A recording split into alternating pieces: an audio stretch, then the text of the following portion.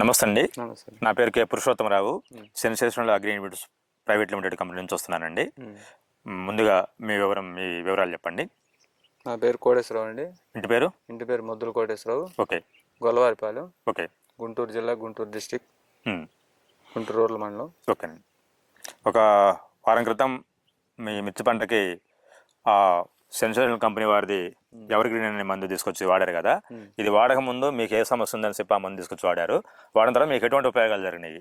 ఇది వాడక ముందు బాగా నల్లి, ముడత, దోమ ఇవన్నీ ఉండేయండి. ఓకే. ఇది వాడినాక కొంచెం బెటర్గా ఉంది. ఎక్కడ తీసుకొచ్చారండి మందు? ఇది గుంటూరు విశ్వనాథ్ ట్రేడర్స్ అండి తీసుకొచ్చారు. ఓకే. ఇది వాడిన తర్వాత మీకు ఉపయోగాలు ఏమి జరిగినాయండి? ఇది పోయిందండి, నల్లి పోయి, ముడత, కొత్త ఇగురు బాగుందండి. మంచి క్వాలిటీ, చెట్టు అంతా కొంచెం కమ్ముకోవటం ఉంది. మిగతా మందులు కొట్టిన దానికన్నా కొంచెం డిఫరెంట్గా మంచిగా రిజల్ట్ అయితే అనిపించింది మీకు. ఓకే అండి.